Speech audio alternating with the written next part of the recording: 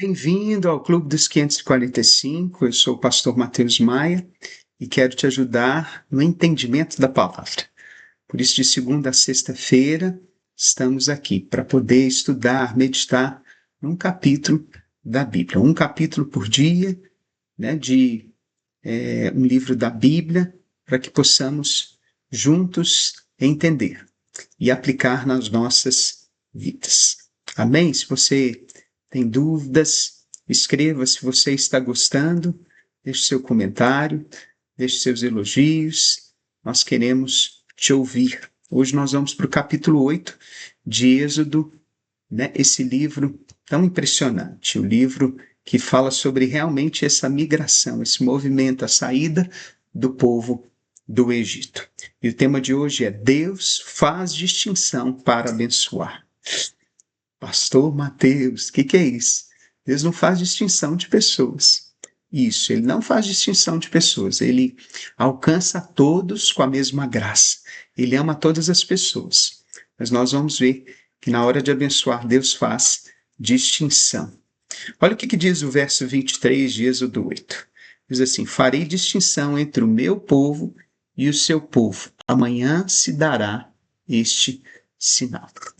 Sabe, o Senhor começa a pesar a mão sobre Faraó e mostrar que ele está enganado de chamar de Moisés de mentiroso e de sobrecarregar aquele povo com mais trabalho.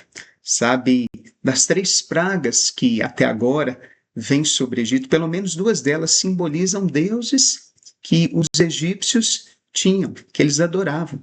A primeira praga, né, nesse capítulo aqui, é das rãs, que saíram do rio Nilo e tomaram as casas, entraram nos fornos, subiram nas camas, nos armários. E é conhecido que a deusa egípcia Hequete assumia a forma de uma rã, e acreditava-se que ela ajudava as mulheres na hora do parto. Depois, a terceira praga foram os piolhos, que provavelmente causaram um grande tormento aos egípcios, entrando nos olhos e nos narizes e trazendo coceira. Depois vem a praga das moscas, piores que a dos piolhos, porque elas zumbiam nos ouvidos, pousavam nos alimentos e também na cabeça das pessoas. Os egípcios tinham moscas e besouros como deuses. Apesar do livramento de Deus, né, por meio de Moisés, quando ele orou pedindo que Deus afastasse essas pragas dos egípcios, e Deus o fez assim, retirou essas pragas, Faraó endureceu o seu coração ainda mais. Ele tentou até negociar, permitindo o povo a sacrificar dentro da terra e depois dizendo que o povo podia até sair, mas não ir muito longe. Só que no final nós vemos que ele estava mentindo. Os magos reconheceram que os piolhos foram enviados por Deus, porque eles não puderam fazer a mesma coisa, os mesmos sinais dos magos ali do Egito. E quando Deus enviou as moscas como praga, elas não atingiram o povo de Deus que vivia em Gósen, o que mostra que Deus protegeu somente o seu povo. Sabe, a Bíblia diz que a bênção do Senhor está sobre aqueles que o temem, não necessariamente sobre aqueles que dizem ser crentes.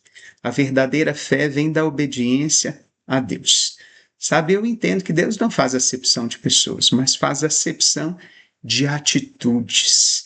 Ele não abençoa todos de maneira igual, mas estende a sua mão e o seu favor para aqueles que conseguem dar-lhe ouvidos. A intimidade do Senhor, a Bíblia diz em Salmo 24, 25, 14, são para aqueles que o temem. O povo egípcio estava sofrendo com todas essas pragas, a falta de água e o cheiro mau do rio, o incômodo das rãs, os piolhos, as moscas, meu Deus. A cada dia o povo recebia, né, mais uma praga e percebia a teimosia de Faraó, mas observava que a mão de Deus estava sobre o povo hebreu.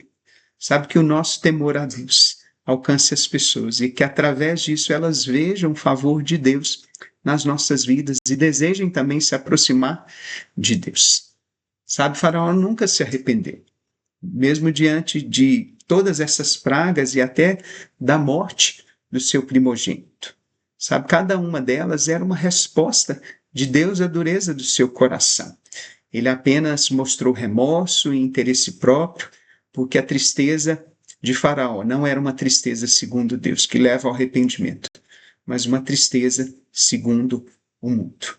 Que possamos dar ouvidos a Deus quando Ele nos alertar, que possamos buscar verdadeiro arrependimento e não alívio para voltar a fazer aquilo que desejamos. Amém? Vamos orar nessa hora. Obrigado, Senhor, pela tua bênção sobre mim. Que eu seja sensível aos teus comandos e continue a ser dirigido pela tua voz a cada dia. Obrigado porque, à medida que eu te ouço, à medida que eu te obedeço, eu vejo o Senhor cuidando de mim e a tua mão me auxiliando a minha família, auxiliando os meus passos, as minhas decisões. Muito obrigado, Senhor. Assim eu te louvo. Amém e amém. Foi abençoado com essa palavra, cresceu, e Deus continue, nos dando uma porção da sua palavra a cada dia. Então fica assim, eu oro por você, você ora por mim. Um forte abraço. Te vejo amanhã, se Deus quiser.